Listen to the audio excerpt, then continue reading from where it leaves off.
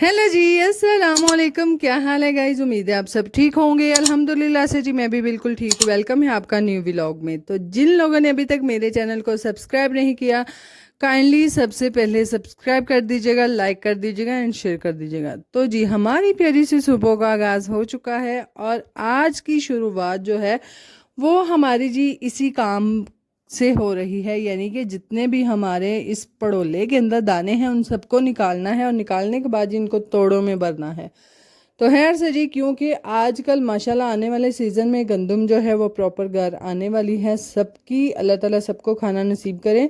तो इसीलिए जी उनको सेव करने के लिए अभी से तैयारियां जो हैं वो शुरू हैं। तो इसीलिए आज हमने भी जो अपनी तैयारियां शुरू कर ली थी, क्योंकि अच्छे से सारी गंदम निकाल के इसके अंदर से तो हमने भरनी थी तोड़ों में और इसको जी अच्छे से साफ़ करना था, ताकि आने वाली नई गंदम जो है वो डायरेक्ट इसके अंदर डाली जा सके। अगर तो वो साफ़ हुई तो डालेंगे, अगर गंदी हुई तो फिर साफ़ करवाएंगे।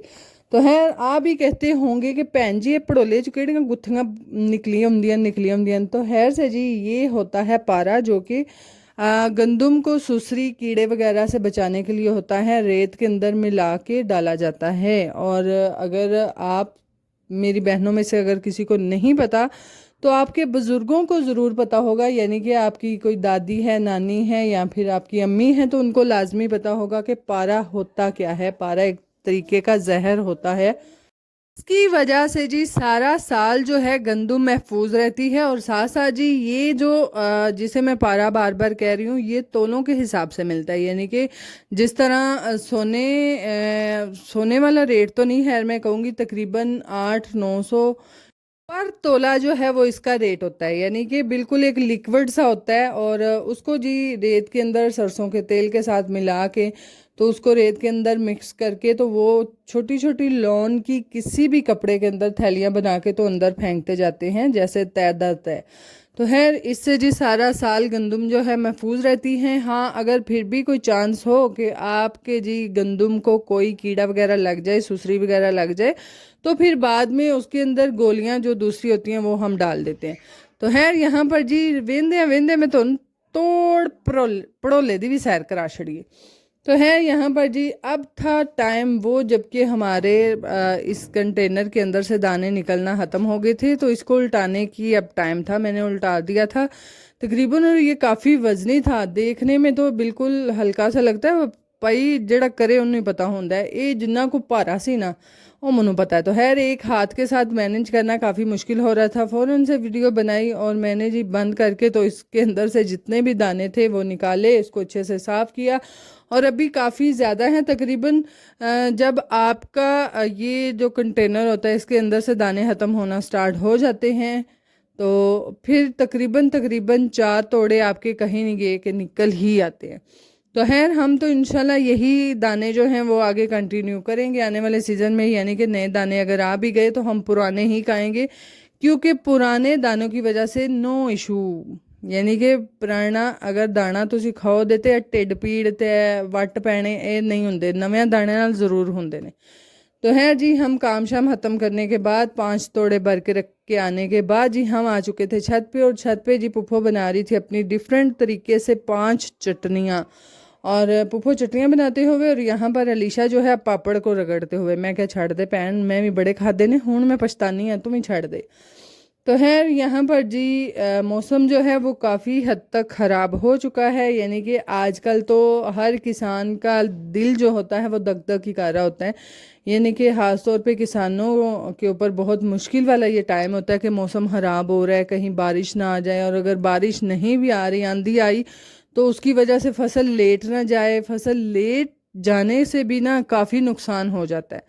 तो इसीलिए जी हम भी जब भी इस तरह का मौसम बनता है खुदा से दुआएं होती हैं कि अल्लाह ताला इस तरह का मौसम ना बनाए, बस ये गंदम जो है वो खैर हरियत से बस घरों में आ जाए और फिर चलो खैर होती है।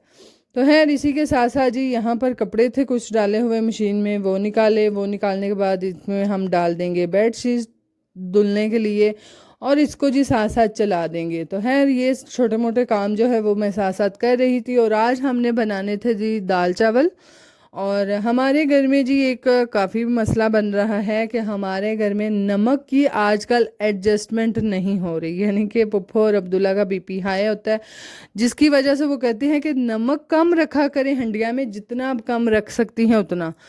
लो भाई हूँ दूँ बंदे वाले साढ़े मुंह का स्वाद ना गया, यानी कि वो हमारा तो वो हिसाब किताब ही नहीं रहता। रात को भी मैंने बिल्कुल लाइट सा एक दाल में नमक डाला था, फिर साथ में चावल बनाए थे उसमें भी नमक बहुत कम था, तो इसीलिए हमें तो स्वाद नहीं आया, हमने तो ऊपर से छिड़क छिड़क के ही खाया। तो खैर इस तरह का छिड़क के खाना वो कहते हैं जितना भी आप खाएं वो ही नुकसानदेह होता है, यानी कि कच्चा नमक नहीं खाना चाहिए। जो हंडिया बनते हुए अंदर डाल दिया जाए उसका जायका अलहदा होता है। मैं कहा चलो जे दो बंदे राजी ने तो दूसरे हैरसल है, जे दूसरे राजी ने तो वो दो जड़े ने उन्होंने हैरसल है। बहरहाल जी ऐसा नहीं होता, सबको मैनेज करना पड़ता है, तो इसीलिए अब पता नहीं क्या होगा, जो भी होगा नजरे करम होगा, यानी कि हर चीज़ जो है वो अपने हिसाब किताब से ही चलेगी। अब पता नहीं क्या डिसाइड होता है, इसलिए हमारे आजकल घर में खाने में खास तौर पे नमक की एडजस्टमेंट बहुत अजीब तरीके से हो रही है। बहरहाल जी यहाँ पर दाल को अच्छे से जो है मैंने साफ़ कर लिया था, क्योंकि दाल हमारी जो जहाँ से हम ग्रोसरी करके आते हैं बहुत ज़्यादा कम होती है, बहुत ज़्यादा कम गंदी होती है, क्योंकि ये ज़्यादातर शॉप से मैरिज हॉल के जो होते हैं ना ग्रोसरी वो जाती है, तो जिसकी वजह से जाहिर है हाल वाले होना इन्नी इन्नी शह चुनन तो थोड़ी बिंदे ने, तो इसीलिए जी साफ़ सुथरी चीज़ होती है, बहुत कम चांस होते हैं कि इनमें कुछ हो, तो इसीलिए जी हमारी दाल भी जो है वो साफ़ होती है। फिर भी बहरहाल मैं एक दफ़ा उसको नज़र से गुजार ही लेती हूँ कि यानी कि कोई चीज़ अंदर रह ना जाए।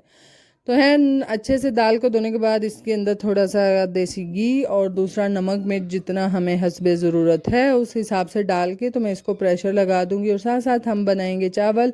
और आज काफ़ी दिनों से जी मेरे बच्चे कह रहे हैं मामा अब सवैयाँ नहीं बना रही, तो खैर से जी आज हम साथ साथ बनाएंगे सवैयाँ। और यहाँ पर फजर वो ही मुझे याद करवाने आई थी कि मामा तुसी सेवियां क्यों नहीं पकाते। मैं कहती है माँ सदके जाए ना तुसी रेंज हो, अज तुहानू बेबे थोड़ी पका के दे दी।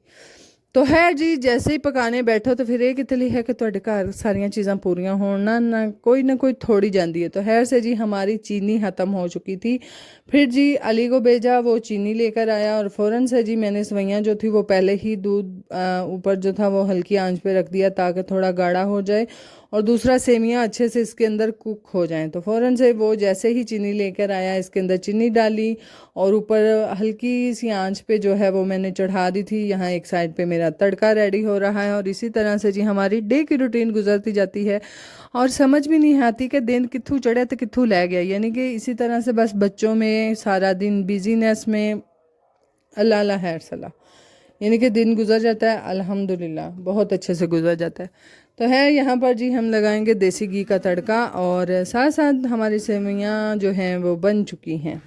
आज काफ़ी दिनों से मैं अपने इस व्लॉग में बात करना चाह रही हूँ, बहरहाल हो नहीं सकती, हो नहीं पाई, हो नहीं सकती वो अलग बात है, हो नहीं पाई क्योंकि बस इसी तरह से अपने व्लॉग में मसरूफियात जो हैं वो काफ़ी ज़्यादा थी। तो आज काफ़ी दिनों से जी मुझे एक कमेंट आया है, अब मुझे नाम तो प्रॉपर नहीं याद, कि किसी सिस्टर ने मुझे मैसेज किया था, यानी कि कमेंट किया था कि सिस्टर आप मेरी मदर का नाम अंदर लाजमी लीजिएगा क्योंकि वो आपके व्लॉग बहुत शौक़ से देखती हैं, और उन्होंने लाहौर से मुझे कमेंट किया था।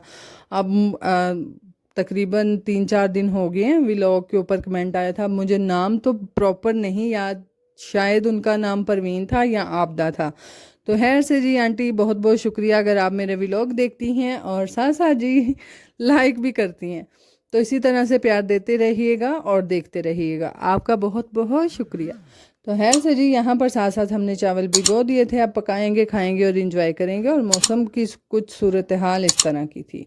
बहरहाल जी अगर आपको हमारे व्लॉग अच्छे लगते हैं काइंडली लाइक शेयर सब्सक्राइब कीजिएगा, दुआओं में याद रखिएगा, अपना बहुत सारा ख्याल रखिएगा जी। अल्लाह हाफिज़। जाने से पहले चैनल ज़रूर सब्सक्राइब कर दीजिएगा।